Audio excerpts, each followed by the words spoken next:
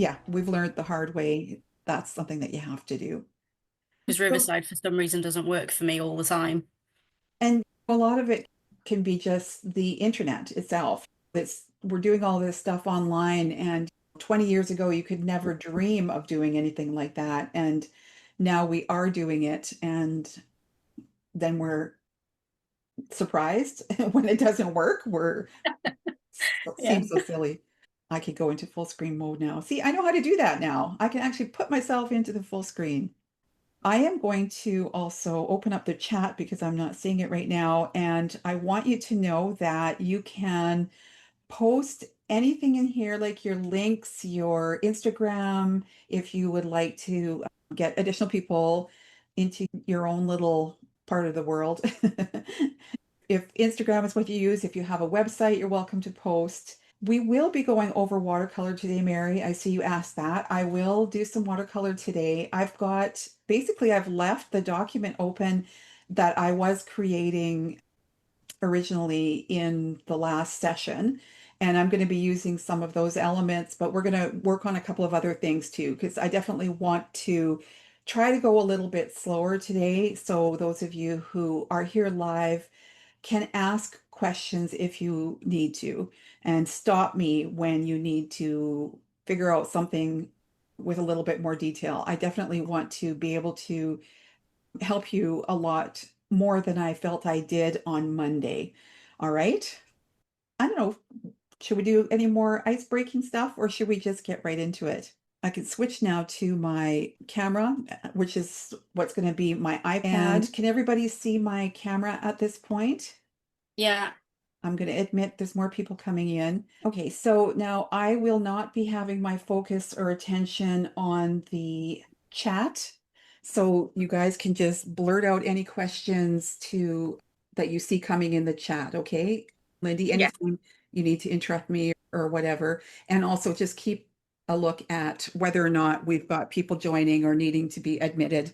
Okay. Okay, and can you guys hear me all okay? Perfect. All right, so at the end of the last class, what we had done is gone through and we had made all of these elements, and then we took them in and quickly just positioned some onto a pattern, and I was showing you the pattern itself, how the template works, how you can move stuff around, and you can see whatever you're doing in the multiple copies of that pattern in the middle. So I want to know from you in the chat if you would like to see more of that, or if you want to go back to, first of all, doing maybe some painting or more in the pixel persona. I know that some of you want to maybe see some watercolor stuff being done, so I can show you that. What would you like to do first? I will leave it up to you.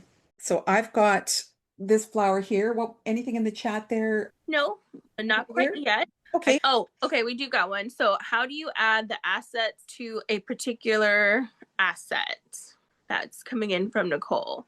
Okay. How do you add assets to a category? Okay, so I created this asset category the other day when we were working.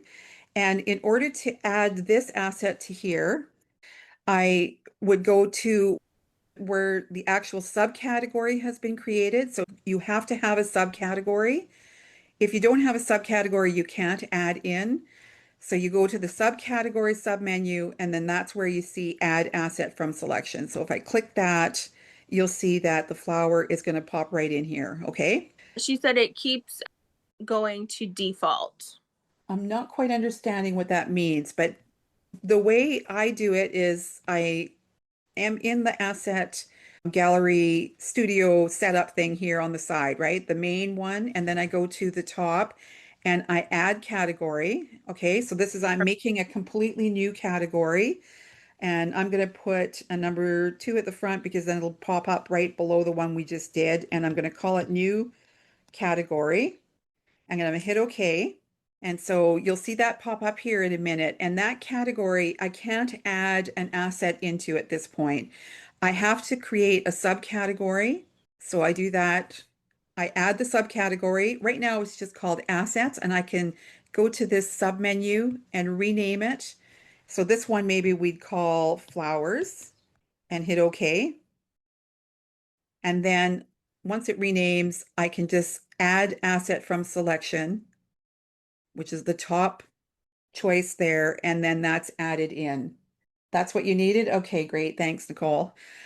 One of the things that I talked about at the last meeting that we had was that one of my regrets is not having numbered all of my asset packs, even though I sell them numbered. And for some reason, I just never thought to do that at the beginning. So obviously, if it's numbered here, it makes it so much easier to find. I realized that once these 5 cards in 5 days asset packs that I'd created were so easy to find. And I thought, why didn't I do that before? So now I will start numbering. In fact, I'm going to redo my whole brush studio completely at some point. One of the things I do periodically is I export these. So any of your categories here, you can go to export category. And I would strongly suggest that you do this and you save them elsewhere. So if you have one that you've created specifically for a pattern or a project that you're doing, if you're not really using them anymore, export them so you still have them, but that they don't take up too much space on your iPad. Because I've been told that if you have too many of these, I know people who have iPad that has less capacity and it does really slow down their program. So that's something I would suggest that you do. Now, I want to show you here. I was showing the other day about painting with the pixel persona, and I was painting just with using a pixel-based brush, just it's called a pixel brush, pixel shader brush. I want to show you the watercolor. So this is the exact way that I would do my watercolor. Most of the time, whatever asset that I'm using, I want to start out with a really light color in the background. So I usually lighten it, and sometimes I even go back and change it to white. I switch to the pixel persona here, and then I go into the default brushes. So they have a whole bunch of brushes that have been included here, and I find them to be really great. So I've been using these brushes a lot. So the watercolors is the category that I go into. And you'll see that what happens when you go to start using it, as long as you've got that one selected, as soon as you start using it, it's going to tell you that it has created a pixel layer. And you can see here that it has created the pixel layer. Now, what it's created here is whatever the last brush I was using was, which was a kind of crosshatch brush, so you can barely see it there. I don't really care because I'm going to be using some brighter colors here and I can just paint right over it. So I've got watercolor selected there, and this particular watercolor brush is the one that I go to just about all the time to get started, and it's the one at the very bottom called Fine to Wide Spongy. Nicole, I don't sell that brush set. That is one that was built in, believe it or not. We'll go back to that one and we'll talk about it a little bit more. But this is how I start my watercolor. Now you can adjust the size of the brush over on the side here. And I will go sometimes with such a gigantic brush that I can just kind of lay down some color within that, whatever asset that I'm using. But you can also just dab it on. And if you're ever curious, you can go up to the menu here at the top, and fourth from the left, you can actually get right into the brush to see how it's made. So if any of you have ever worked with creating brushes in Procreate, this will be really interesting to you. And same with Photoshop. Like, these are things that when you learn about creating brushes, these are all controls that you can use and adjust your brushes. Personally, I would tell you, if you are going to adjust your brush, I would duplicate the brush first and then make changes to the brush. You don't want to be changing the brush just because the settings are actually quite good. About the only thing I ever go in here and set is what blending mode it's using. And I do that frequently. So we'll go back to that in a second. It's really just interesting to take a look at how the brushes are composed. So this brush has 2 parts, 2 nozzles, they call them. In Procreate, you can combine 2 brushes to get really interesting new brushes. So that's all I really need to show you about that. You're asking Melanie whether I'm using a clipping mask. It created the clipping mask. So I could delete this one here and I could create the pixel layer myself right here on the layers palette. That very first one is a plus sign there. And I can create a pixel layer, but it's just above it. And so if you wanted it to be a clipping mask, you can just drag it right onto the word curves and it's within that flower again. If I had it selected, I think it would have created it right within it. Add the pixel layer. No, it still created it just above. So in order to clip it, just drag it over the word curve. Don't drag it over the flower because that creates a different type of mask usually, and it messes everything up. So don't just drag it over the word curves. Okay? She has another question. It says, can you change the color on a pixel layer similar to Alpha Lock or fill layer in Procreate?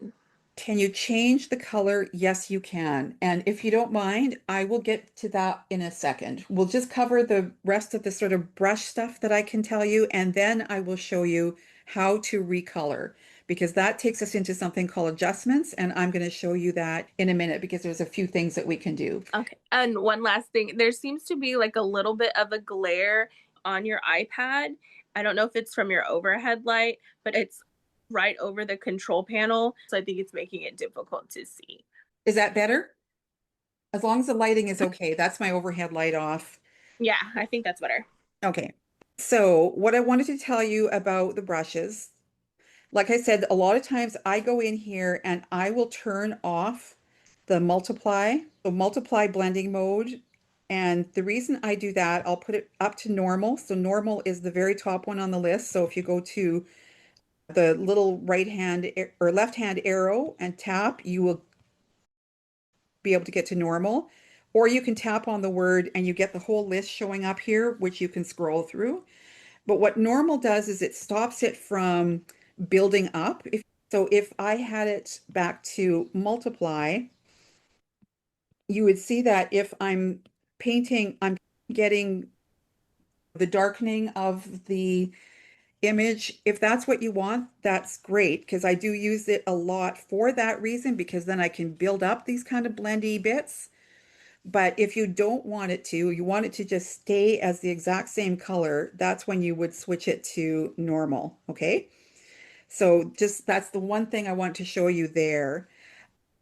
I also wanted to explain that over here on your tools on the left-hand side, you can also use the blending there.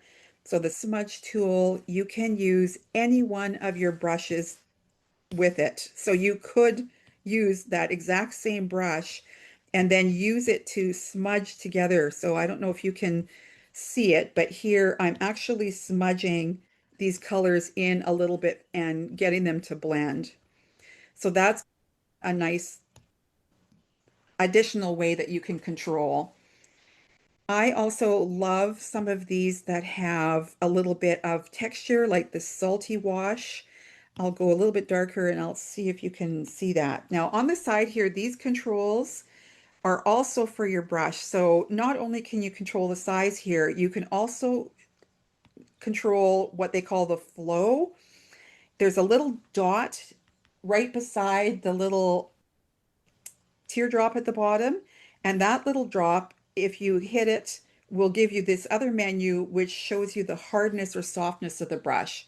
I rarely change that because I find whatever the brush does, I'm okay with. And this one at the top here is for accumulation. And if you hit that little dot, you're going to get transparency. So that's another way that you can control how much actual paint you're putting down. So if I increase this, then I'm putting a lot more color down. Now, do you see here how this is giving me a hard edge where I'm overlapping? So if I want to not have, that would be where I would switch to normal.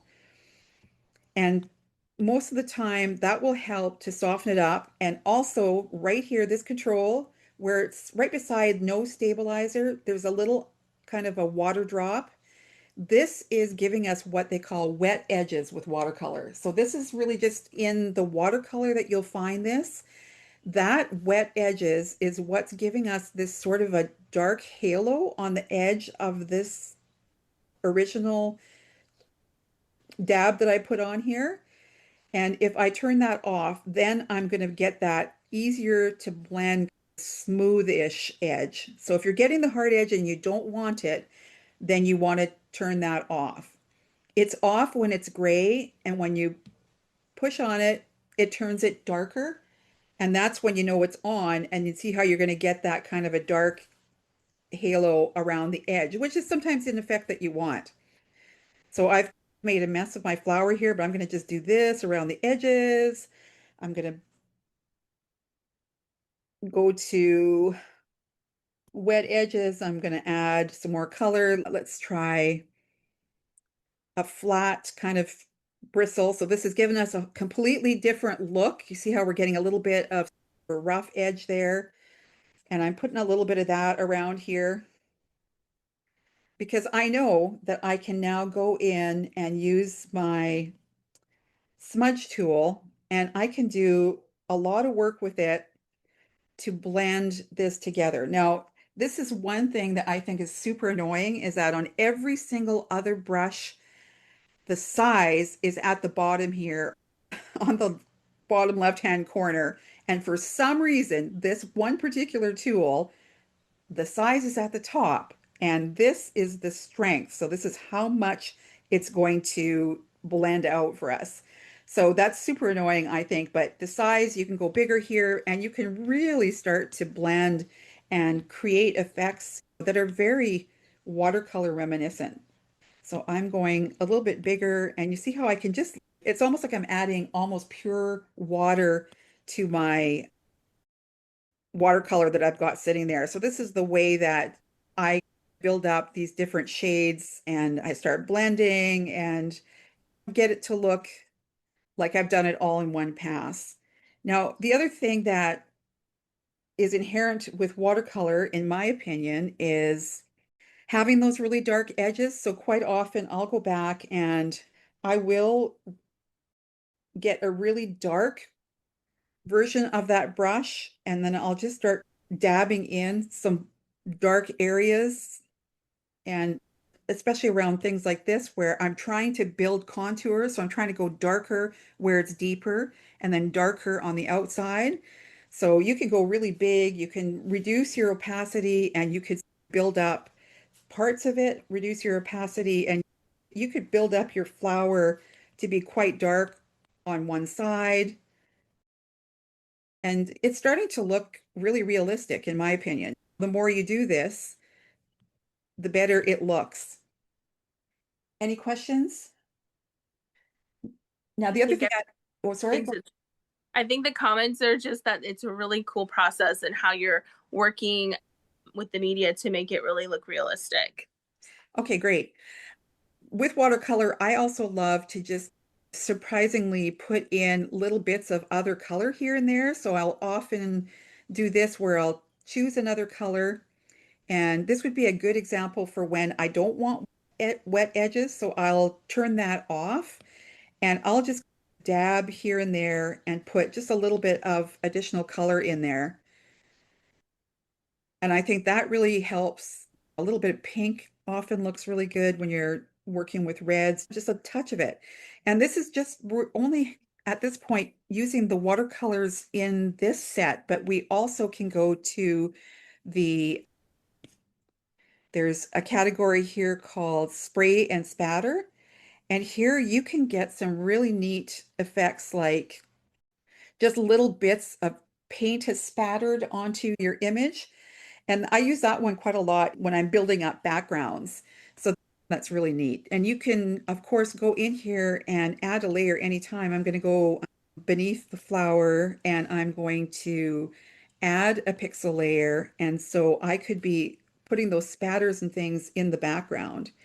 I would probably start, as far as the background goes, I would go back to the watercolors and take one of those big wash brushes. I want to go gigantic. I would go and lay just a bunch of color on, and then maybe try a different brush, go a little bit lighter, maybe some yellow, go nice and big.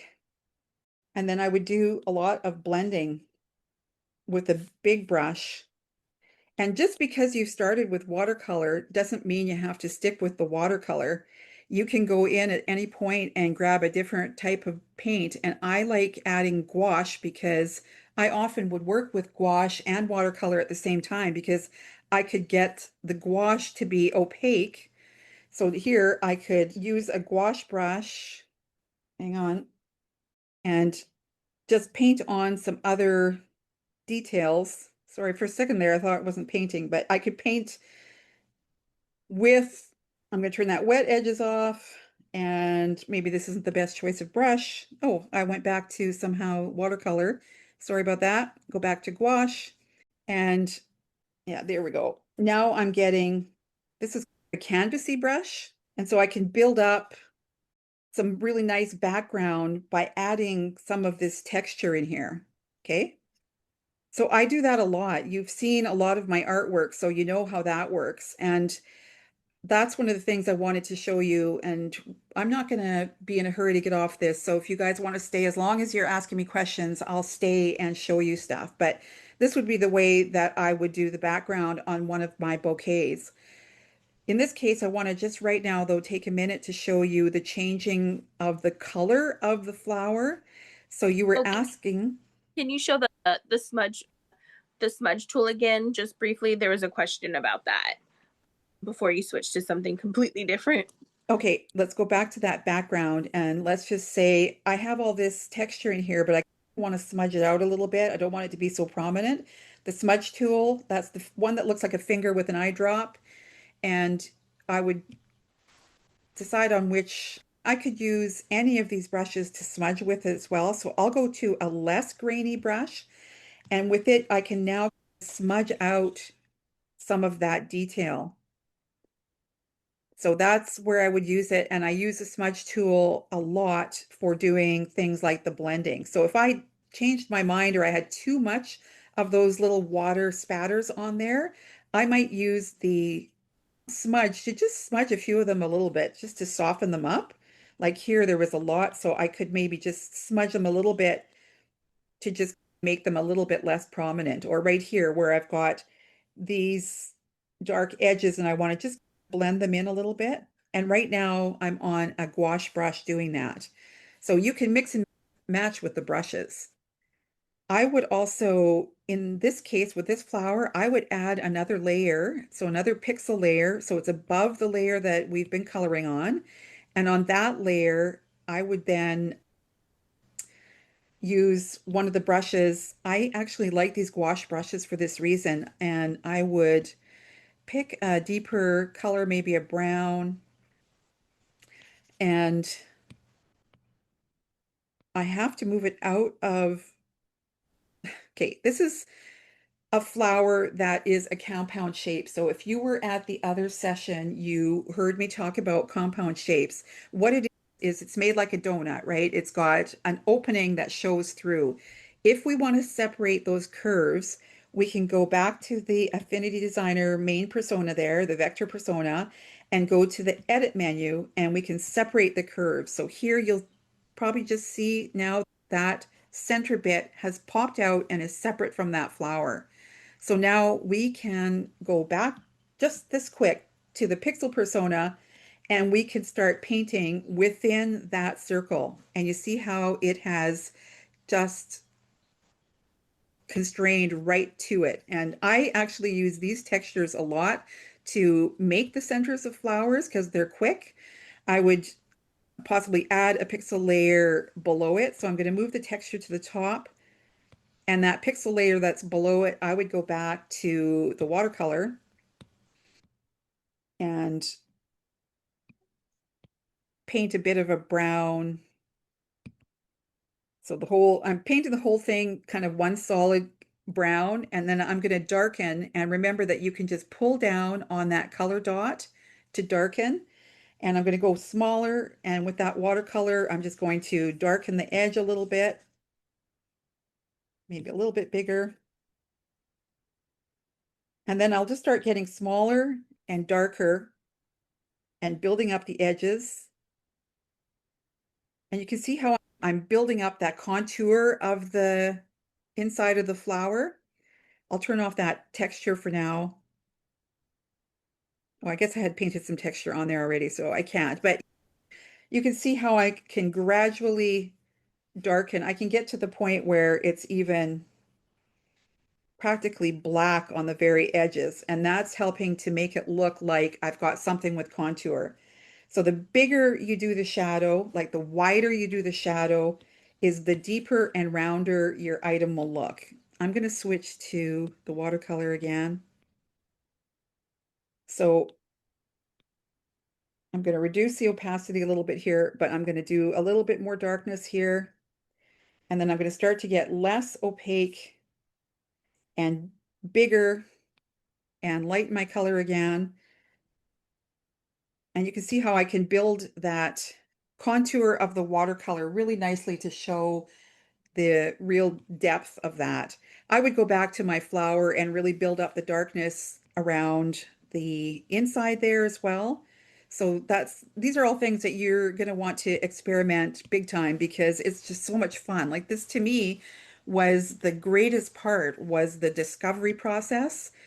I think that all of it comes with using it and eventually you learn how to do all this stuff and it's just so exciting and mind-blowing. You just want to be doing it every day. Like you just can't stop yourself. And I like being able to experiment with the different brushes and try different things all the time. So I'll add additional layers and I'll add different types of texture. In this case, you could go to a really large texture and really just use it to maybe do your highlights. So I like that. I think that's really fun. And then the last thing I want to show you here was the changing of the color. So any questions on any of that I've just showed you? No, I think you're good to go. Okay, so I will select the layer that I want to recolor. So I'm within that flower now, and I've selected the pixel layer. I'm going to go into the adjustments menu here. Remember that you can always find it by holding the question mark and you can get to the adjustments there. So that's the one you want to go to. And the one you want to use is the recolor adjustment. So the recolor will add a new layer. So you see how it just popped a layer into that grouping. You want it within the group because if you don't have it within the group, it's going to recolor everything on your document. But now that it's there, I can just use the sliders to recolor my flower. So this is really nice because you can recolor your artwork to be whatever you want. You can reduce the saturation here. So I'm just moving up and down to do these changes. So up and down, side to side works. You can make it lighter or darker. You can reduce the amount of opacity of that layer. So if I reduce the opacity of it, some of it shows through, but I can go full color. And if I get out of this and I've lost my controls, all I have to do is tap on the little icon at the front of the layer there, and they come back again. Okay, so that's a really neat thing. And when I discovered this, that made me also very excited, as I always get when I discover something new. You can experiment with all of these. Believe me, it's like a bottomless pit of changes that you can make. I also use the hue, saturation, and lightness adjustment. If you prefer that when you're changing color, you can do that. So let's just go to the layers and we'll delete this one here by swiping to the left. And for this other adjustment, we'll insert hue, saturation, and lightness. And with this one, you get, I don't know if you've seen these before, but these controls are just a different way of doing it. So if you prefer that method, then by all means, give that a try for recoloring. You can lighten, darken, you can change whether it's saturated or desaturated, and you can completely change the color just by sliding that bar along the top. Okay? Anything else you want me to show you here with this? I think the only other question is they really wanted to see more of the pattern part of it that you had touched on from Monday and how you were putting your pattern together. Okay, no problem. What I do, and you'll have gotten this template if you didn't, we have the link for it. So if you don't have this yet, then let us know and we'll get it to you. What I'll do is I'll open and go to new, and I want to make a new document from template. Okay, so new document from template, then I'm going to go to where I save all of my templates. And I've got, this is how many templates I've got, you guys. And every one of these templates does something different. The one that we've been working with is the full drop template. So you would just tap on that and it'll open up. And this is how it opens. So what it is a single symbol that repeats around the outside edges so that it can show you the effect of whatever you do in your pattern. What I have done is I have, of course, my logo in here, which I will remove. But what you have is layers showing here that tell you what you have to do. So the one that says your design is where you're going to want to put your elements. The other ones that are around the outside here, you don't really want to work with those. You can, but it's a lot trickier. I would suggest that, especially when you're first learning, is to use that middle one only. So you're going to insert your different elements that you want to use, and then you're going to place them into the symbol. And the symbol is what makes it repeat. Okay, so right now it's empty. There's nothing in the symbol because we haven't placed anything. So you're going to go to your asset gallery and you're going to insert, I'm going to go to those other flowers that we did. Let's say these flowers here. So we did a few of these at the other workshop, and I think it was these, wasn't it? Do you remember which ones we did? Doesn't matter. Anyways, you're going to grab, it doesn't matter what flowers you grab.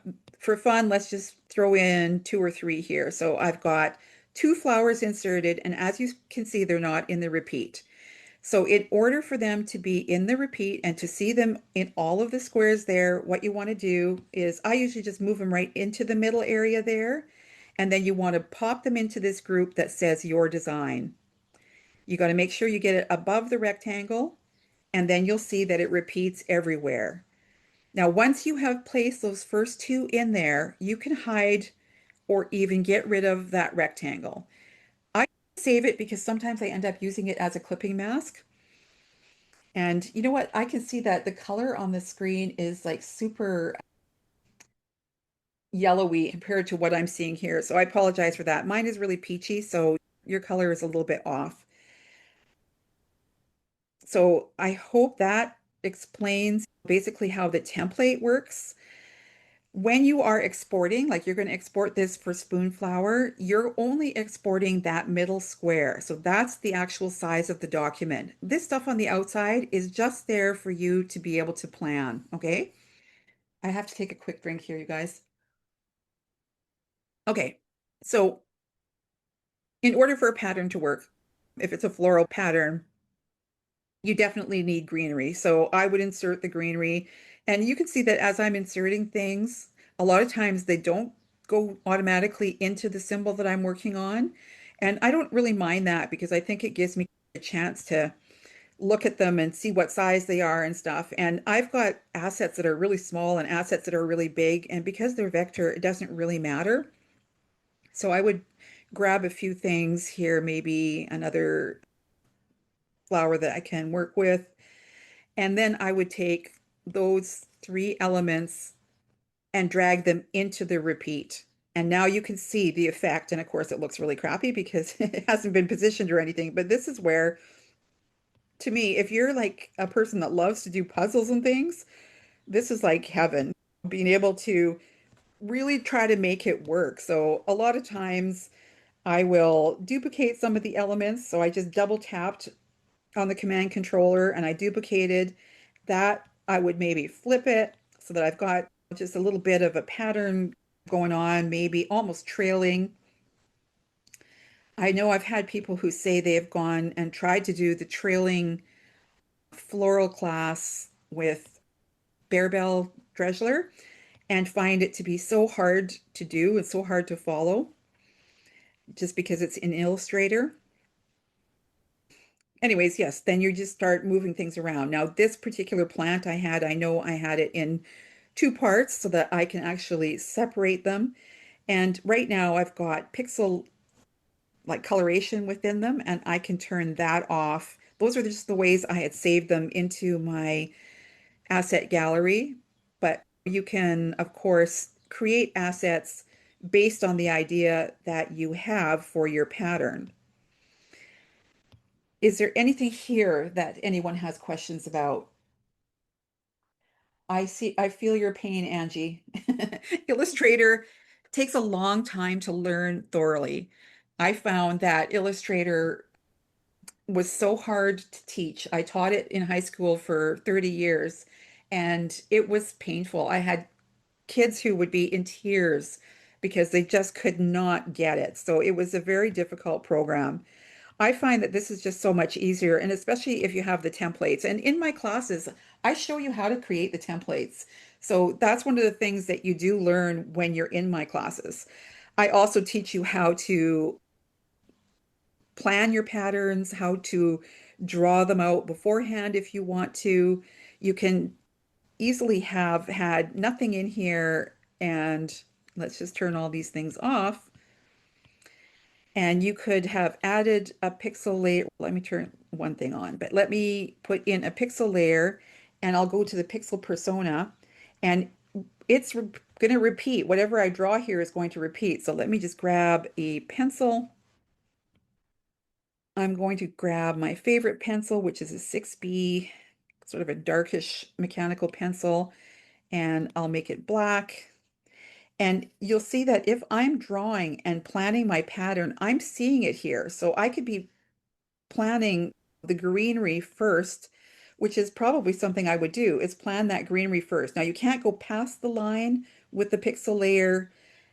Unfortunately, it won't go off the edge of the document. I get around that by adding a new layer. And if I'm drawing something that I would have wanted on the edge, I can draw it on the separate layer and then I can move it over the edge. But this would be the way that I would plan my pattern. I could be planning how the greenery is going to look before I even actually start drawing anything.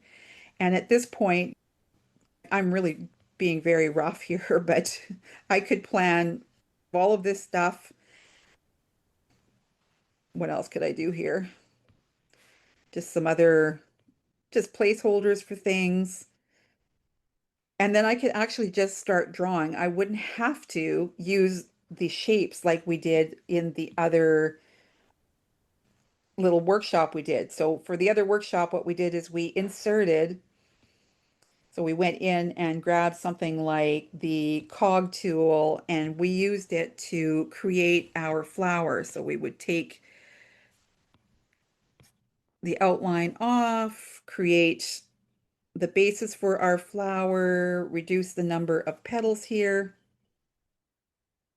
round it out, do whatever. That's one way you could do it, but you could also just be using your pencil tool, and I'm going to make sure it is just using the fill, and I could be drawing my flowers here just freehand. I didn't close that one very well, but you get the idea. Angie, I agree. This is much easier than doing patterns in Procreate because in Procreate, you don't see the repeat of the pattern. So you're constantly having to stop and test it. I also love that I can do things like this. Let me switch to strokes here, but you can see that I can draw these plants in here. We'll select these. Hang on one second. I just have to mute my husband. Okay, so what happens when my husband's here is he distracts me. Let me just get rid of that little dot there. But I can select the lines. Remember that you can swipe up on the command controller so that you can select more than one thing at a time. So I've got the 3 lines selected. I can now go in and color those to whatever color I want for the stems. I'm going to go a little bit yellower, maybe a little bit. and then go into the stroke profile like we did the other day and adjust it. I'm making a little bit narrower at this end. And then I'm also going to use this to draw my leaves. So I've got the one leaf drawn, selected, go in and change the profile of it. And you get this fast after a while. You know, when you've done something like this 100 times, you get this fast. So then I can go in and let's make sure that we're in the design. And you can see that I'm now seeing the full effect of this, which is something you just can't do in Procreate, right? You're not seeing what your finished pattern is going to look like because you have to test it. So that's what I love. And that these are so fully editable. Like I can draw them and still go in here and make these changes. Now these keep popping out of the repeat, but that's okay. You just have to know that where it says your design, you want your stuff to be inside. And of course, for something like this, I would select all of them and I would group them so that the plants themselves are all in one folder. Okay. Yes, you can rescale your pattern in Affinity, Barbara. You can do a number of different things. We've had a demonstration recently by one of the members that we have who has figured out how to export in the expert persona to be able to export that one instance of the pattern, so the symbol that you want. You can set your export here at different sizes. And you can then export it and you can choose between a PNG, JPEG, whatever the supplier that you're working with needs from you. You can export it to the exact specifications. So yes, and that is something that is included, and we're going to have that in the Affinity Designer Masterclass, just how to export your patterns. It's in some of the classes in my membership as well. That's one of the ways you can do it. The other method you can do is you can export this. Let's go back to the document, and I'm going to get rid of my pencil sketch. Let's just say this is a pattern that well, do you want me to go to a finished pattern and export it and then open it in Procreate just to show you? So this is a full drop repeat, so we can test this one quite easily in Procreate. Let me just bring this one to be above the greenery, and where's its middle? I'm going to export this. It's a PNG at this point. That's what I usually use to export. That's what I upload to places like Spoonflower. I'm going to say okay here because the size will be fine. Let me just put this into a tester file that I have. I'm going to call this Bloom Test and hit return and hit save. I'll open up my Procreate. Let's import. And so here is that pattern. So we know that this was a full drop repeat. So we know that we can reduce this in size. I've got the snapping and magnetic step like on right now. So that will pop right into the corner there perfectly.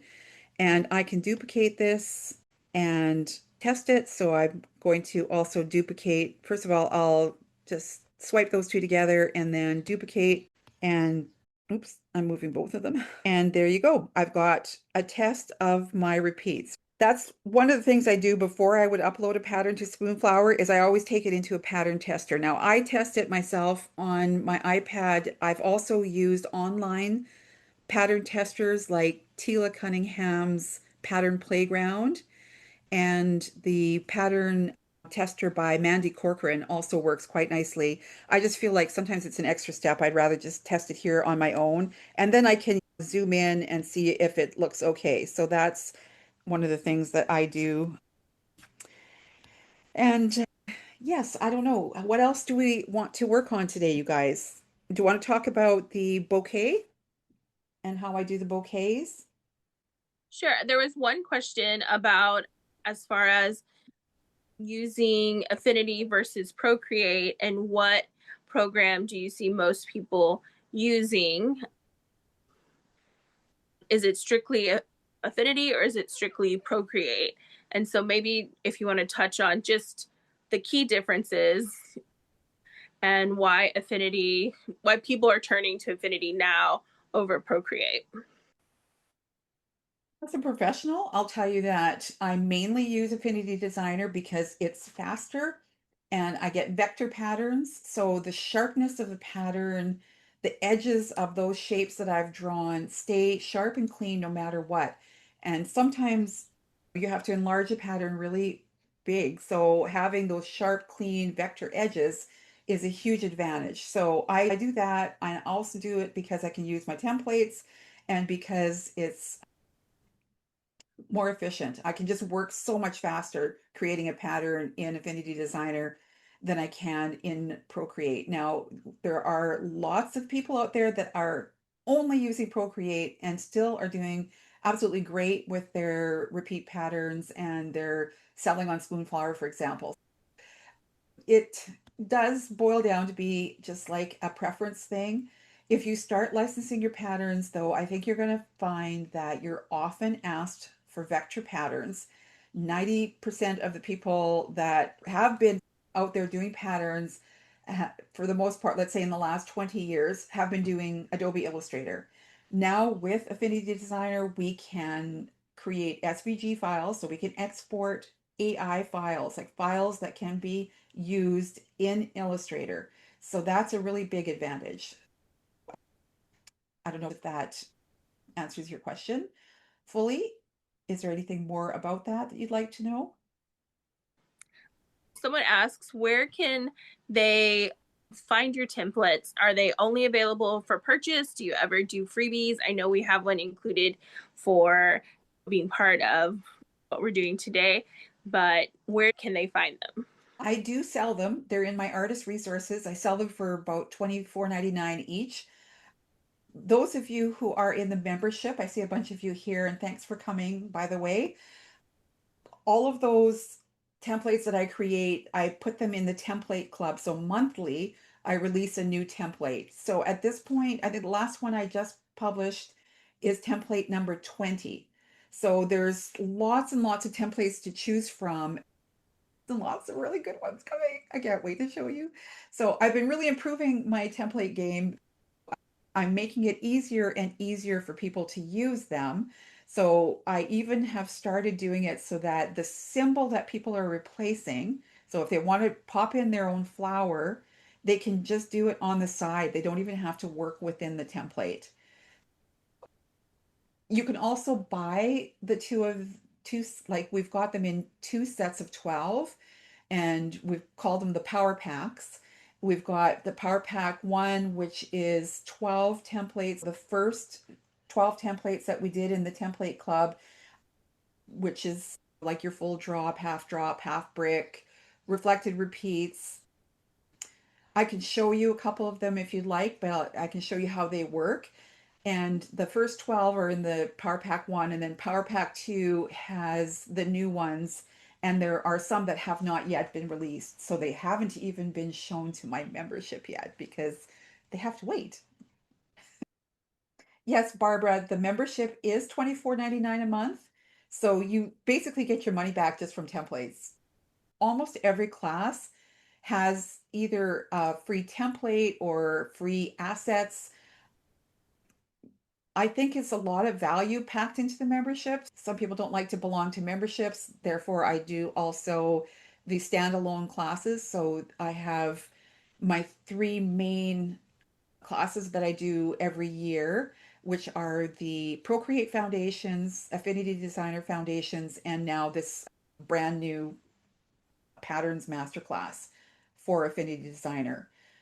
Plus, we do the two card challenges every year, spring and fall. In the greeting card challenge, that's one of the things I license the most is greeting cards. So I do lots and lots of greeting cards.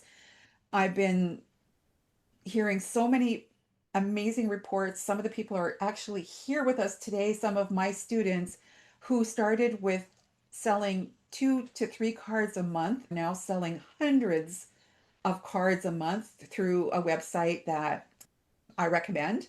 It has worked for a lot of people and its success is amazing, like really amazing. Kaylee, Lindy, and Lisa are here. I know. How many cards did you sell this last quarter? You two should put that in the chat. I like bragging on my students because I'm so proud of them. Lindy was one of those people that almost gave up because she was really at the beginning not selling very much, and now she is selling hundreds of cards.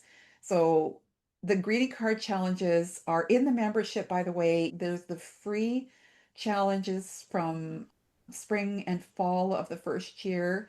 Every time I do a greeting card challenge, we also have a VIP, so you can join either. You get all the same instructional material, but with the VIP, you get a bunch of free stuff, free assets, and whatever. I can't remember all the different things, but yes. Rosie, you asked the 80 Foundations course you have already. Yes, if you bought that, then you can follow along with what we're doing in the Patterns Masterclass. Is that what you mean? You can just answer in the chat if you'd like. I see you talking about sympathy cards. Yes, Lisa, I sell sympathy cards for some reason are my top selling cards. Just so you know, the site that we sell on is called Cardile, and they just amalgamated with 1-800-Flowers. So all of us have been seeing an upturn in our card sales because they are now amalgamated with them. So if people order flowers, they can do this upsell to buy a card, and that's where we come in and we sell them the cards. In our group, many of us have cards in the top 10 on 1-800-Flowers, which explains why we're seeing this uptick in sales. Rosie, I'm sorry that you were so lost on Monday. It was fast. I was trying to throw in a lot of stuff there. What can I help you with today? Is there anything that I can show you or do that can be helpful? I could dig right into doing a bouquet if you'd like. Lydia, are you there right now? Of course, I can't see you because I Yeah. don't. No, Would no you worries. could you talk a little, would you guys mind if she talks a little bit about Cardile, just so I could run to the little girls' room for a minute? They know me well. They know that this happens. I can last for an hour. Hey guys. So I'm Lindy. I am Dolores's community manager, and you'll see me oftentimes popping into the Facebook group and popping into her community that she has as part of the membership, and kind of I like to make sure everyone stays encouraged and really feels good about the things that they're working on, and just be that little cheerleader for everybody to make sure that we don't get discouraged, the ups and downs that we often face in this little art world that we're all in. Cardile, I started with Delores a year and a half ago, and on her recommendation, it's you upload your greeting card design. It's 5x7 size greeting card. You go through their upload process, you fill out their form, upload the artwork, and it's a simple setup to go through when you're starting out. For me, I was brand new to really doing a lot of digital art when I started Cardile last year. So I really focused on it as a way to make sure that I was creating every day, or as close to every day as possible, and have an outlet for my artwork. And it really forced me to put it out in the world. And it also created an avenue where, hey, maybe I can make a little bit of money off of the things that I'm creating. I think having that mindset with it helped me be completely consistent with the process, because again, it didn't like I was just creating to create. I had a plan, I knew what I needed to do, and I just kept doing that. And after, when we spoke yesterday in our Tuesday Night Thrive, which is another great resource Delores offers, I spoke about how 6 months ago, actually a full year ago, I was 6 months into my Cardile journey, and I had sold what I felt was a measly 52 cards out of 6 months. And I didn't know if it was really going to be successful. I didn't know how.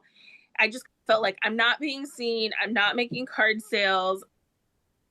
I'm not achieving what I thought I would achieve, right? Because when we start something, we think it's going to take off immediately.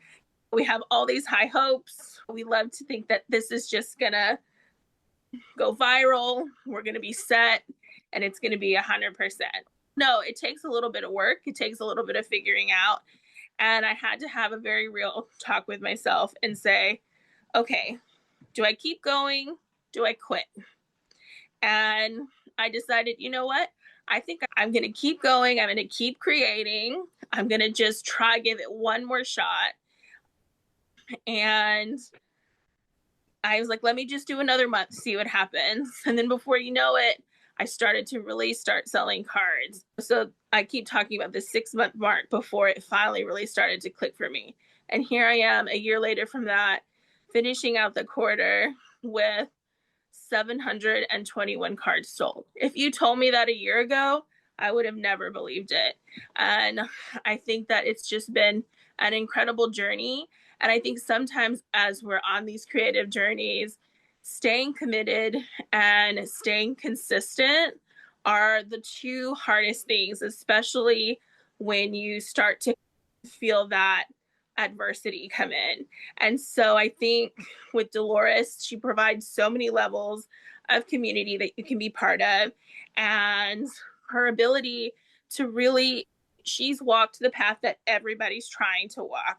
So her insight, her expertise are always at a completely high level. And I don't think you could ever go wrong with investing in your education as an artist, because that's something that's going to benefit you no matter what. And at the end of it, we're all really artists and we love to learn. I think we have a passion to learn. And I think there's nobody better to learn from than Delores, especially when it comes to how she's utilizing Affinity Designer. Thanks, Lindy. And Lindy and I met through someone else's program. So we were both in Stacy Bloomfield's Leverage Your Art. So we have both experienced other teachers. I've done Leverage Your Art. I did it for, I think, 3 years, and I affiliate for her as well. And I've done immersion with Bonnie Christine's immersion. So I've done that several times as well. We try here to definitely break things down as much as possible. So my class, it seems really fast when we're doing these workshops. Today, I feel a lot better. I'm not rushing and I'm able to take the time to really show you things in depth.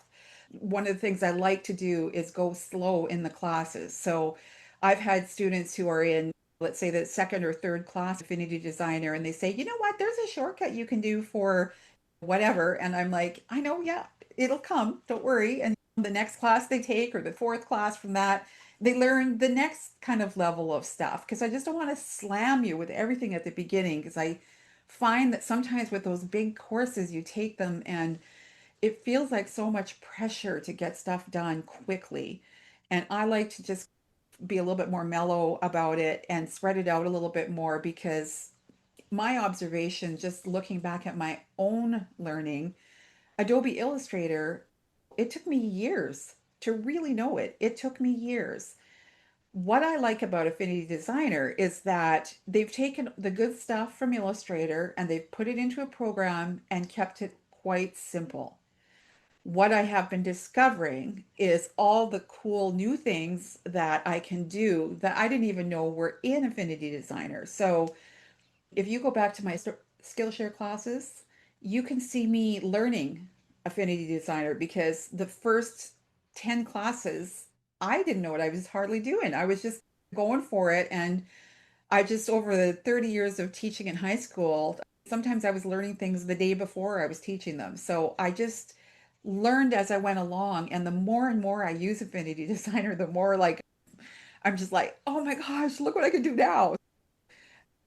You guys want to learn and look at a couple more things? I can show you some of the more advanced things that I've got going on. I can show you some of those bouquets.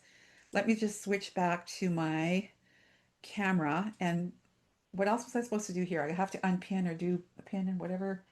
I'm going to remind me what I'm supposed to do, you guys. I knew this would happen.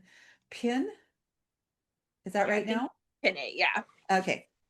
All right. So In my foundations class, what we did is we designed in, I think, module 8, we designed a whole line of greeting cards. So I showed, I don't know who was with me in the Monday meeting. So I showed you the entire line of greeting cards that I created. Everything from like my sketches to my pretty much finished art. Like these are ready to send out for pitching at this point. I haven't done that yet, but I mean, they started with just like drawing a bunch of assets.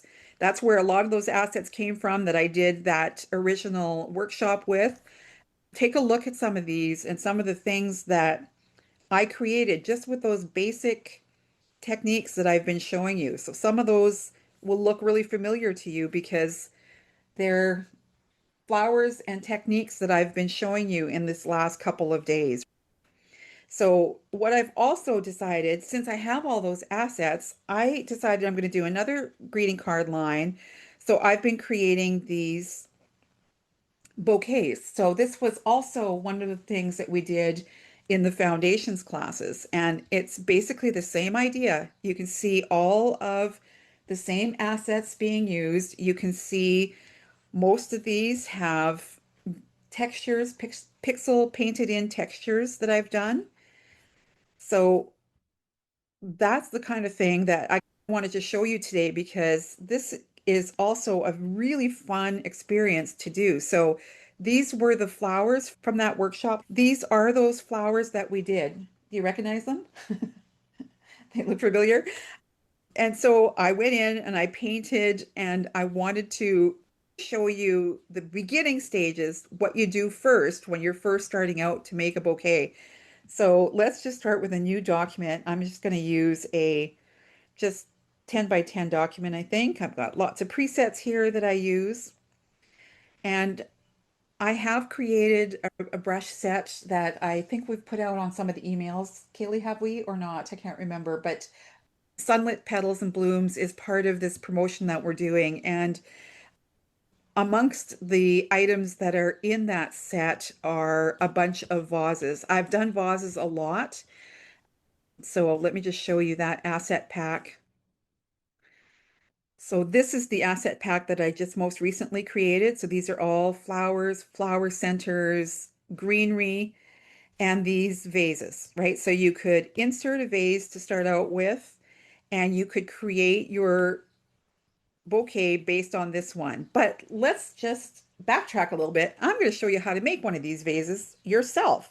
So I'm going to get rid of it and I'm going to draw a stroke. Now you can do it with your pen tool. You can just simply tap and tap to make a perfectly straight line. Okay, so you've got your line there. Let's make it just a little wee bit thicker. And there's a tool here that you may never have looked at. It looks like a flying saucer and it's the stroke width tool. This tool, you can grab the line and you can change the profile of the line. If you tap on the line again, you can get another control for the line. Now, right, if we go into my stroke profile here, you'll see that I have a round or a square end that goes beyond the edge of the line. I'm going to go to this square end. You probably wouldn't have even noticed that on your screen, but I want that dot to be the very end. I don't want it to be hanging over like this. So I've got the second selection here on the cap of the line. Now you've also noticed here that the profile that I just created with that width tool is also visible here in my stroke panel. You can see that I can make adjustments here. And as I'm adjusting, I can do it either right on the line or I can do it here within the strokes panel. So you can see how I can even put a flat bottom on it if I want. I could change the shape and it's that easy. So I've just talked you out of buying the Sunlit Petals and Blooms because you can do this yourself. You can add a lip to it. You can add a really cool little opening. I'm going to make the opening a little bit bigger because I want to be able to put all my flowers in there. So I've created my vase. I'm going to expand it. Remember when it's a line or drawn object, you want to go into your edit menu and expand the stroke so that it becomes a curve and not a stroke anymore. The reason I want to do that is because I want to be able to fill this. I want to also remove all of the extra points here. So I'm going to use the smooth tool at the top. It's like an S curve, and that has taken out a ton of additional points. Let's change the color of it. And what I've done with most of the vases I've done for that particular set that I'm doing is that I've filled it with a texture that I've gotten from the stock photo category here. I don't have my chat showing Lindy, so if anything comes up, just don't hesitate to shout. I'm going to search for texture. I know I could paint this all in, but sometimes it's fun to do it this way. Just scroll through until you find something interesting. So maybe this one here would be a good one. So I'm going to drag that one in. It'll download it, and it's usually really big. I'm going to resize it. And now I can take this and drag it to be within that vase. Okay, so this is a really fun way to also experiment. And I'm on this little opacity setting here, and I'm going to really reduce the opacity so that it's just barely showing, but it's there. And right now I've got the blending mode as normal. You can experiment with the blending modes too. You might find one that is a little bit more interesting. Now that I've reduced down the opacity, it's hard for you to say, but if you were scrolling through, you could also find some really nice different modes for blending. Like I often use screen or lighten. You've got that in there. You can still now switch to your pixel persona, and let's get pixel shaders or whatever brush you want to use. And you can use it to, bye. Okay. My husband's leaving for work. You can see that I can paint. Now, what layer am I on? I'm below right now, so I'm going to put it in there. That looks really terrible. So you can take the eraser and erase it, or you can just erase some of it. I'm going to sample. You have to make sure that the color that you want to use is on the stroke for when you're doing the pixel shading. But now I can go in and I can add additional texture or shading. I'm not going to go through the whole 9 yards of shading and texturing because you probably picked up enough from the first one. But that's the beginning of our bouquet, right? Now we can insert some flowers. Let's just stick with this set here. I'm going to insert just a few things here to start out with and just start roughly positioning and sizing them. If you want to make sure that you're not distorting the image, make sure you put one finger down on the artboard. Got a few little flowers there. Let's throw in some greenery. I want one of these ferns in here. And you can grab some of these that have no flower on the end of them so that you can resize them. And for these, you could go in and colorize them just a little bit different. So I'm going to just, even though we're using vectors, we can still select with this move tool and start moving things around and resizing, even though we're in the pixel persona. When you're in the pixel persona, you won't be able to change certain things about it, like you're not going to be able to edit the actual nodes on it, but you can still change the color. So we'll just change a couple of colors here. I think I'm going to make this one quite a bit bigger. And I want to pull that one down into the background. I want some of these to be brightened up just a little bit.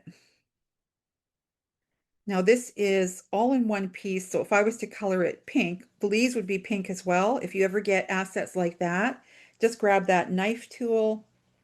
You have to go back to the vector persona, grab the knife tool, and you can just cut it so that you'd be able to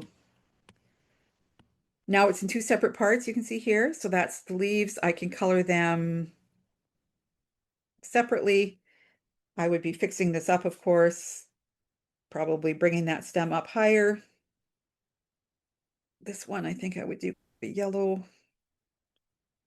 This stem to belong to that flower looks a little bit big, so I'm going to reduce it in size and I'm going to stick it in behind. Might bring that set of leaves. I don't know, we'll decide on that later. But we've got all of these parts now, and you can see we're already getting a nice, cute composition for our different elements, and our bouquet is starting to fill out a bit more. I usually like trying to put in a variety of different flowers, different colors, different shapes. Like I'll go into other sets and possibly grab something that's just a different flower altogether, like something like this, and really start to build a nice composition, maybe something a little bit pinker. Any questions at all? Anything that anybody wants to see here?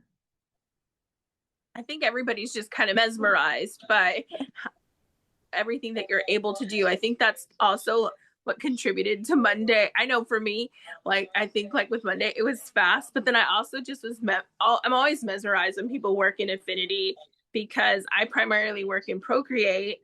So I think it's just when you see it and you can see how quickly you can interchange the things that you can do. I think it's just it really captures people's attention. Rosie's asking, can you put dots in the middle of your flowers? Yep, very easy. So let's look in the layers palette here. Right now, it's just a singular curve. We can either use a shape like a circle and just draw a circle. Hang on, first, before you draw it, what you want to do is I'm going to switch back to the vector persona circle, but I want to make sure that I am, where is it? I'm losing some controls up here for some reason. Not quite sure why, but that could be a glitch because I've got so many things open right now. So I'm just going in here to change the fill and the stroke, but you can change the color, fill, all of that stuff here. Some of my controls are currently missing there. That can happen when you overwork your program like I'm doing today. So you can do it that way, Rosie, or you can also just use your pencil tool and draw. Okay, now they're back again. So this is what I was looking for. I want to not have the line and I want to use fill. Let's go to maybe a soft yellow. Whoops. Let's just draw it and then go back and fill it. So it's here, it's drawn in the same color. I can change the color now. So I want to point out to you that weird things could happen sometimes when you're drawing like that. Like it just did for me. I filled with the color that I had before. Whenever something weird happens, check your layers palette because a lot of times it's just because it's colored the same or you've drawn it accidentally behind something and you can't see it. You can't figure out what's going on. Look in your layers palette because that's likely what's happened. Those two, because I would want them to be always moved together, I would put them into a group. That way, whenever I move this flower, it's going to move with that inside bit. You can go back and you can add tons of detail. Like you could go to that curve. You could go and, for example, draw another border on it, change the color of it. You can either select it here or select it there. Let's make this a little bit darker and stick it in behind so you can see it. In fact, let's color it that pink and make it darker. So you could make layered flowers like this. So that's a really fun thing to do. Another thing that I have done before that's really easy and fun is to draw a path. So let me this time switch to having the line colored. Oops. First of all, if you ever need to deselect, there's that little X in the corner there to deselect or tap somewhere else before you start drawing. So it's not selected. Now I can switch this so that it has no fill and it's just the line. And I'm going to draw just a line which at the moment has that same profile from the leaf that we did last time. So I'm going to go to the pressure settings here. I'm just going to tap on one of the nodes and put reset pressure. So it goes back to being straight. Oh, of course, I wasn't selected. Hang on. So it's all the same thickness. I'm going to reduce the thickness of it. I think I want to color it to be that pink or even darker. And this is a really fun thing to do, is to, instead of having just a solid line, go to the dotted line and have just dots there for your inside of your flower. And right now it's square-ended, but we could change this to be rounded ends. We could change the size of the gap. We could change the size of the dot. So this is a really fun way to add detail. And this is one that I often use in the background of my bouquets, where I'll take and go in, let's go down to just above the vase, and I'll take and I'll draw strokes like this just to help fill out my pattern or my illustration. So I'm adding this, just this little sprig of something coming out of the back of my bouquet. And I think it just went to the top. So I'm going to drag these all the way down to be below my vase or behind my vase. And something like that, I would take and group all of these together. And generally what I would do is have all of my flowers, let's say, together in a group. Just to tidy up my layers palette here, I could get this greenery and put it into a group.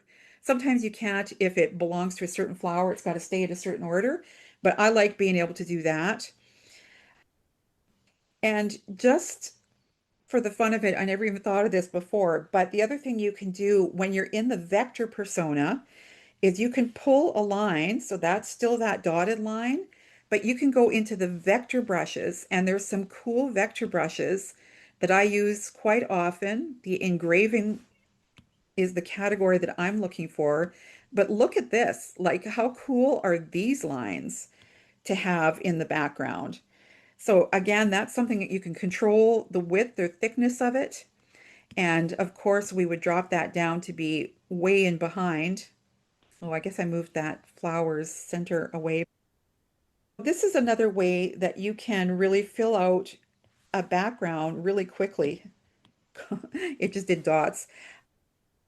But I've done that to just fill out my bouquet and have some additional stuff in there. And then, of course, don't forget that you can draw your line, still has the dots. Let me get those off of there. And you can take that one stroke that you've created and you can add a profile to it so that it actually is really thin, except for the very end gets thick. So you can do these really cute, oops,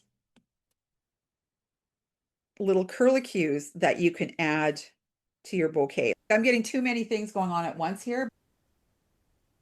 I want you to just get the idea of all of the different things that you can do. Have there been any questions? Is there something you want me to go back on? Can I show you anything in particular?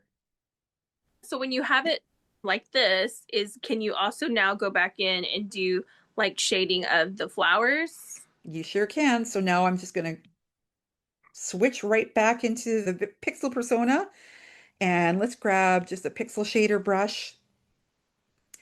I want to select this one because it's the one I want to work on. Oh, it was already selected. So I can sample or put my pink in there. I'm going to go darker so you can see it.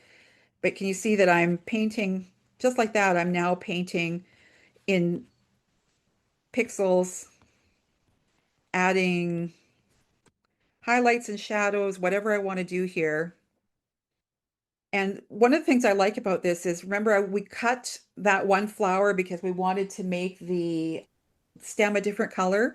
Here in the pixel persona, you just simply have to change color and you're able to paint in that other color. So I could go through and do my whole leaf part of it. And this is a horrid shade of green. So I would go back and I would reduce my opacity and stuff so that I can start doing things like blending. And I like right here where they join, you can do something like yellow or something that just blends the two together. The green, like you could do teals in there, just add a little bit of a more textural kind of a finish. I'm just putting some sort of pixely bits in there. I could add that to the flower. This is what keeps me up at night. I can be like, I'm going to bed at 9 o'clock tonight. And then at 11, I look up and I've been doing this for hours, just enjoying the whole process of doing them. And of course, the same thing goes with the background. So I'm going to quickly show you a background. What I do here is I would get the back to the vector persona, get myself a rectangle, put your snapping on so that you can snap that nicely right to the corners and the edges. Okay, let's bring that behind absolutely everything.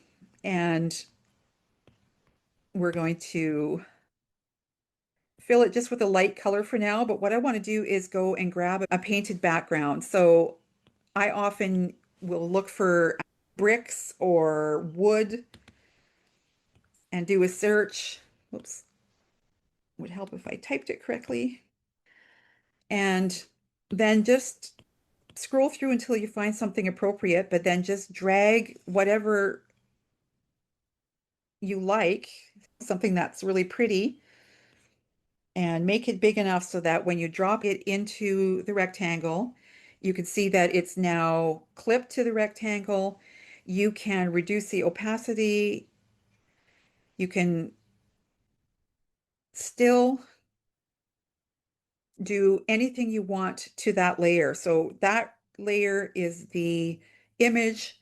I can add a pixel layer above it, and there I would take anything, even these pixel shader brushes would work really nicely for that. But just grab a brush and you can start painting. I'm going to go quite big and I'm going to go quite dark and into the tone of the wood. So I'm going to sample the color of the wood. So that's the color of the wood, which is really actually quite ugly, but let's just go with it. And I'm going to sample, and what I'm doing here is I'm just adding some of that pixel shading in to start giving my background a little bit of depth. So can you see that? Does that really start to really make sense to you here? And this, of course, we can also go in and adjust the opacity, make it darker or lighter. We can change the blending mode. We can also go way darker and in behind the flower itself, really start to add depth. And I can work on this for the next 2.5 hours. So you guys don't want to sit here and watch me do it, but this is what you could do. And I could also then duplicate this one, the background, and just slide it. Actually, no, I want to get the whole rectangle. So I want to get this original shape, this rectangle here, and duplicate it and drag it down,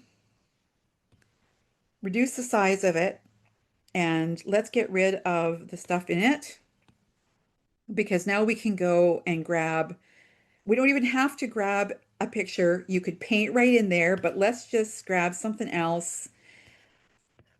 This one's kind of cool. It's like a really grungy texture. It's also wood, but let's turn it this way and resize it and drag that into this rectangle. And we've created the table that this is sitting on. So here you would also want to probably add a pixel layer and go in and sample a color that's within it and start adding your shading here to, again, give it more depth. You could have your shadow coming in this way to really start to figure out the lighting of your scene. I often, in this area here, like in the back, I would go in and add lightness as well. Like I would go in and grab a lighter color and start putting in some lightness on this side and then darkness on this side. So then I would go maybe down here, smaller brush, reduced opacity, and be starting to make it a little bit darker on this side. So you start really getting that real depth in there. Like I feel like I'm rambling now and we're really an hour and a half in. Is there anything else that I can answer? This is one of those things that at this point would take me a good concentrating hour to work on, but I do want to address any questions that you might have. So I'll switch back to being on camera. Unless there's something, was there anything specific on screen? No, I think you're good to switch.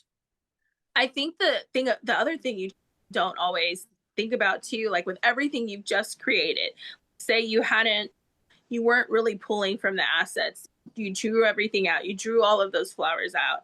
I think the most exciting part of that is then you can turn those into those assets. That's how you build that asset library. And so like right now you're going to go in and you're going to tweak that and you're going to spend that extra time on each of these things. But the next time you pull it out, you have all these assets. And so that's where the efficiency comes in. And that's where now these assets can be pulled into patterns. So you're not really just making a vase with flowers. Now you're contributing to your asset library that can easily become a repeat pattern. And so you're Exactly. really being able to work efficiently and really be able to use all of the art that you're creating for anything and everything. And that's why, you know, these, like all of these things, for example, the background that you see behind this vase, that is one of the patterns that I created and I have in my asset gallery that I can drag into another image. So a lot of these I did use that wood, but there are a lot where I didn't use the wood. And some of them, like this one, whoops, I'll get the real finished one here, wherever it is. Teapot, where are you? Okay, so this teapot here, this was one of the classes that's in the membership. And like you can see, there's all kinds of different things in here. We've got that same or a very similar pattern in the teapot. I have a class where I teach you how to make those individual elements. That's part of the Affinity Designer Masterclass, learning how to make those, which you then save into one of your vector libraries. So I have a vector library here that is only vector background. So any single one of these can be pulled out and added to one of the artworks that I'm working on. So we've been doing that and we've used a lot of them in projects that we've done. So most of the things that you see here are things that I've used that with. And then the same thing goes with patterns. I've got the patterns that I showed you the other day. Like this is one that I've created from a template. So this is one of those like on steroid templates that I was just talking about, where I've put the elements on the side here. You just have to come in and replace the element over here and it populates the pattern. I went in and I added one of those vector backgrounds here. I added all of these little extra bits and pieces that you see. These are all things that as you get more and more comfortable, you're going to be doing. So there's one that's really a very simple repeat pattern. It really just has three elements, but look how cute it is, right? Because I go into the element and then I add additional elements and I put in the shading and the highlights and all that. And that's what makes it, first of all, look better. And second of all, fun. That's the part that's fun, is doing that. So like I use it for, I've been doing, starting my, or doing a lot of my Christmas stuff. These are the same idea. They're a repeat. This is a simple half drop repeat, or is this a full drop? This is a half drop. And it's just the fun of going into these elements and changing them. That's what I love. If you have any questions about that, I'm happy to answer. These are the kind of things that we cover in the lots of the classes in the membership, but also in this master class that's coming up. If any, I think some of you were in the Affinity Designer Foundations. I see a couple of you here, and we definitely dove deep when it came to doing that kind of stuff. I think there's 53 different lessons in the Affinity Designer Foundations. I didn't even count in this masterclass, like the patterns masterclass. I have to really hold myself back from putting in too much. But if you have questions, please ask. So there's one good question. So one is about backing up your files, which I know can go really long. So just a quick thing about saving your work, backing it up. And then the other one is about, can you import a photo and turn elements of it into vectors? We cannot do that in Affinity Designer without manually tracing them ourselves. So we've heard rumors that Affinity Designer is trying to build in auto trace feature like what Illustrator has. I use Illustrator a lot for just auto tracing. It's actually crazy that I have Illustrator on the iPad and the only thing I use it for is auto tracing. But I also use Vectorinator, and I think there's another vector converter app that I have, and they're really cheap and they work really well. So those are the ways that I do it. But I also will bring in something and I'll manually trace it. So some of the really detailed flowers I have, I do just bring in a photograph and then I manually trace it. I like that. It's, to me, it's fun, relaxing, challenging. I do enjoy doing that. And then as far as your backups, yes, I save everything major off the iPad as well. So it's here on the iPad. You see it here, but if it's something I've been working on, like a pattern, I also have, and you saw that folder that I went into for the master templates. I've got my patterns there. So they're all numbered. Within each folder will be the numbered main pattern, and then I'll have a coordinate and a blender, or sometimes 6 patterns. Depends on the collection that I'm designing. So that's, to make a long story short, yes, I do back up off the iPad just in case. Anything else? Any other questions? I think Melanie? everybody is super excited about what you shared with them today. And I think everybody's wheels are turning and they're trying to figure out how they're going to accomplish all of this good work with Affinity. And I think you can't go wrong with any of the things that Delores has made to really learn Affinity. I haven't seen anybody else teach Affinity in the way Delores does. I think there's other people that teach small parts of Affinity or like really quick things that you can do in Affinity, but actually to gain the knowledge and be able to grow your skills, I think Delores does that very well. I'm going to do a little name dropping right now. Do you know Jen Nichols? How many people know Jen Nichols? Everybody knows and loves Jen Nichols. Jen has just started, if you're in her membership, you know this, she has just started to learn Affinity Designer. She signed up for my membership specifically to learn Affinity Designer from me. She says she has taken classes, and I feel my face getting a little bit red just saying this, but she says she's taken the classes on Skillshare and from Liz Kohler Brown and from Veronica, I think she goes by Vera, and Tracy Capone. And she says, you're blowing them out of the water, Delores. What you're teaching is you're really teaching it. That meant so much to me, especially coming from her. Yeah, I don't think she's here today, but I wish she was. I would definitely call her out. I'm happy to answer questions and talk about Affinity Designer all day long. One of the things that I love is how inexpensive it is. That would be the only other thing I would add. Were you going to say something, Lindy? Yeah, there is one question is what's a realistic way to start making money with your art? If you, we have seen in the membership success in both Spoonflower and in selling cards on Card Isle. I would say those would be the top 2 places where we've had people who report sales monthly. Sometimes it's very little at the very beginning. There's no and every other teacher who's teaching out there will tell you it's not fast. You're not going to be getting tons of money right away. There are several of us in the membership who do in-person sales.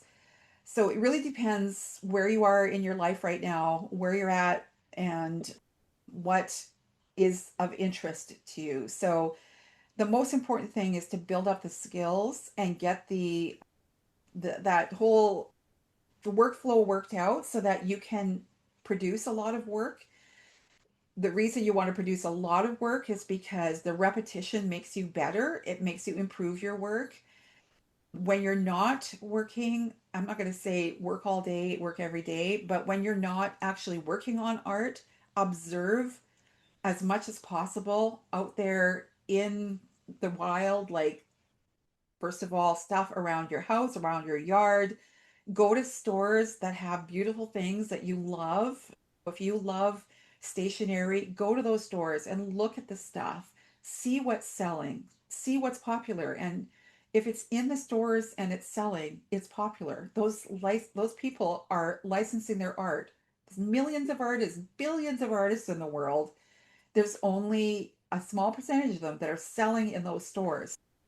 Learning is by far the most important thing at the beginning. And as far as making sales, we have mostly found in our membership that picking a few places to sell and not overdoing it is best. So don't try to get on Spoonflower, Society 6, on Zazzle, on Greeting Card Universe. Don't try to do 10 of them because it's just too hard. There's a lot of time involved in uploading.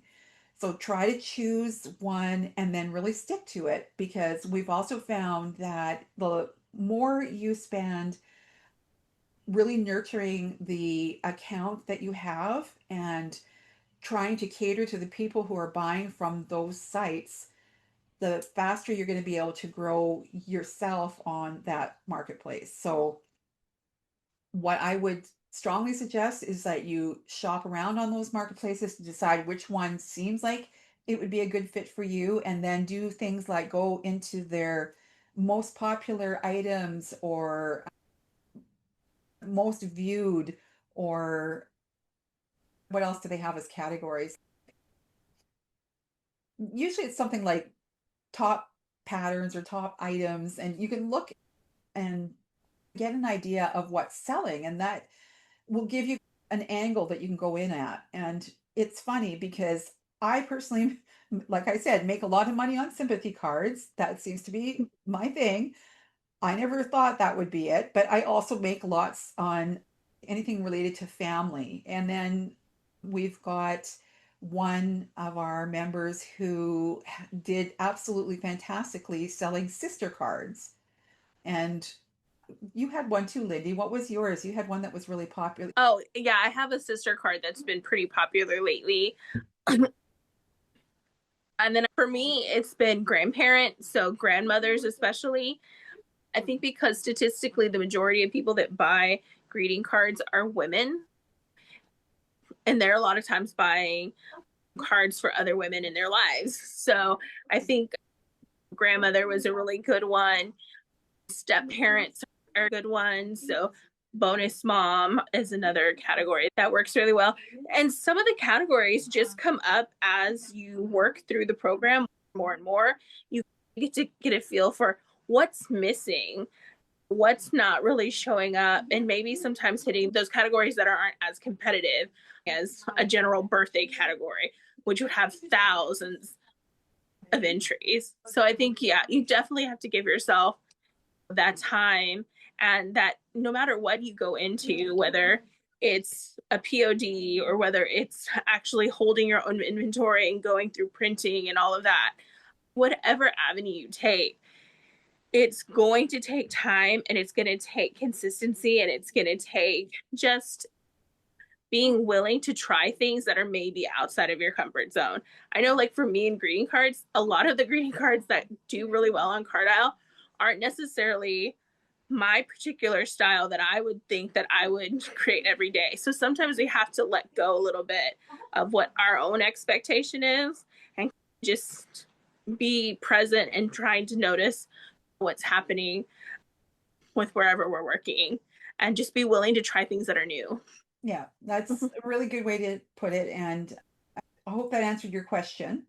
I don't know who asked that, but I hope that kind of there's the long and the short of it is it's not okay, tomorrow, next month, I'm going to make hundreds of dollars. It usually it's a slow build at the beginning, and anybody who tells you different is not being honest with you. I think that you have to be prepared for the long haul. I have tried and done almost every different way of making money with my art because I'm old. I'm 65. So I'm at the point where I have had a chance to try all of those things. I've done really well with craft sales in the past. My daughter and I did craft sales for probably close to 15 years. And we had it down to a science, and we were making thousands of dollars on a weekend, which sounds like absolutely amazing. It's 6 months worth of work leading up to it, producing the product and then stocking the product and then traveling. My daughter would travel across Canada to different big sales. We went as far as Ottawa in the east and as far as I think we went to Kelowna once. Never went to BC again, but we would go to Edmonton every single year. So we got constant and really great repeat customer base going. That helped us to build our product on our website. So then we did a lot of wholesale as well, because I did a couple of wholesale trade shows 3 times, I think. And then we picked up lots of stores that we would sell directly to. And then I was lucky during the course of all that to also get an art licensing deal. And you know what? I pulled out some of the very first things that I licensed, and things like this, keychains, and like it's still got the tag, the Russ tag with my logo and everything on it. So this was created and sold through the teddy bear company, Russ. And like I experimented and sold on Etsy. I have sold plenty of these scarves on Etsy. Very dapper scarf, beautiful fabric. This was available in 2 different sizes. I've sold these all over the world. So I did Etsy for quite a while. This one my mom had, I had to go get it from her today, and she had the matching little cell phone case. This is one of the very first patterns that I created. And this was back using Illustrator. And I even ordered a little pencil case. This was something that was created here in Canada. We have a POD company called Art of Wear, and you can order products. And I did all of it. I'm still currently doing Spoonflower.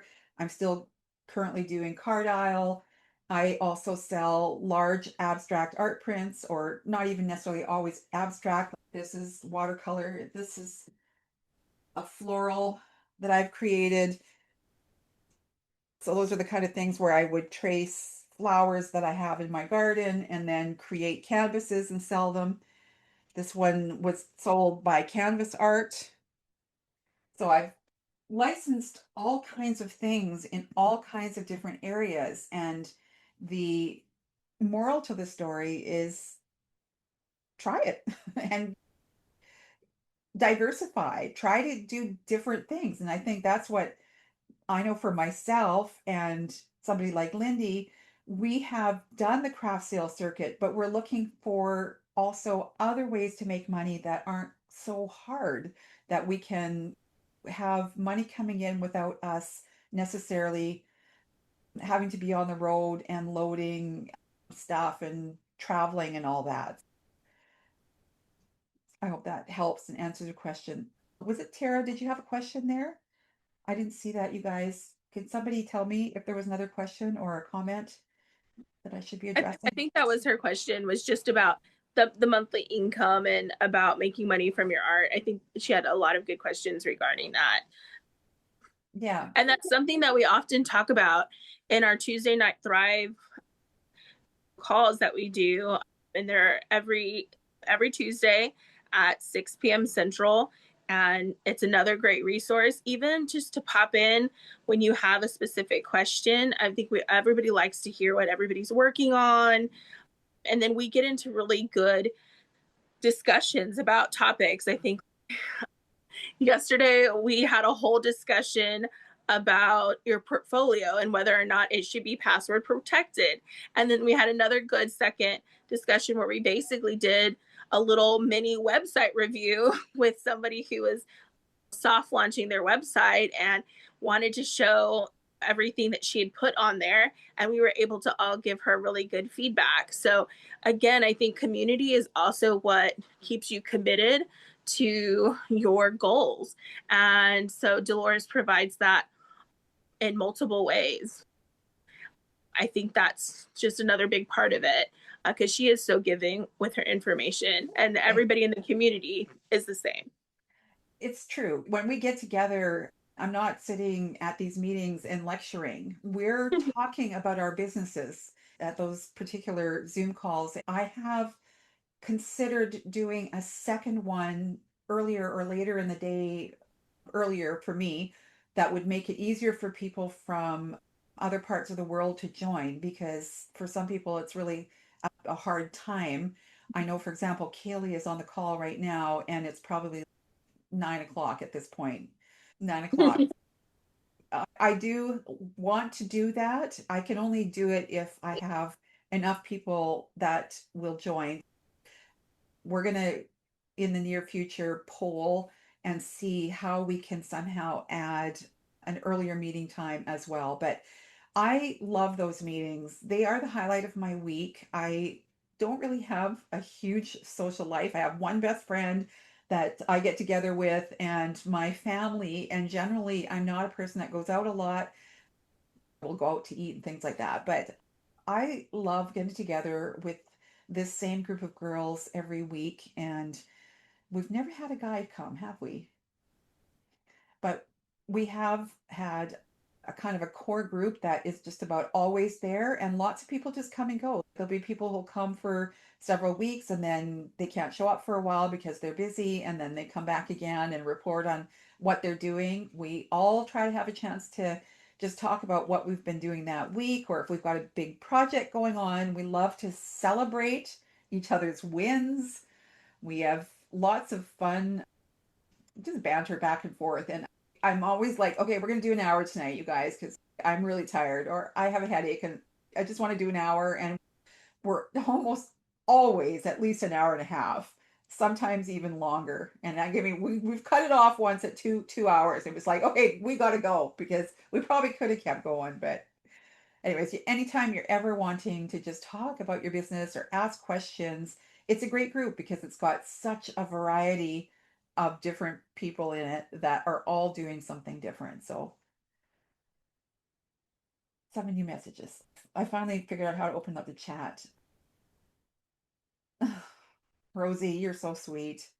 Aw, don't get me started, because I'm like this close to tears like 90% of the time. Like, I was talking about it last night with about my daughter at the other meeting, Monday's meeting, that my family tends to cry over anything like really beautiful or touching. So it doesn't take much for me to be on the verge. I'll stop myself, but that's a lovely thing to say, Rosie. Thank you. Have you had enough of me?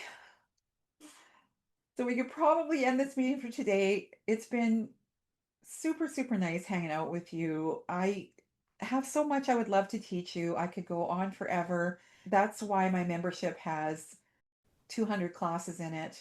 I've always got something I like to share, things I like to teach, new things that I discover, and I like to put those in classes to share them with you. It's what I've done all my life. I've been a teacher. I'd love to have you join us.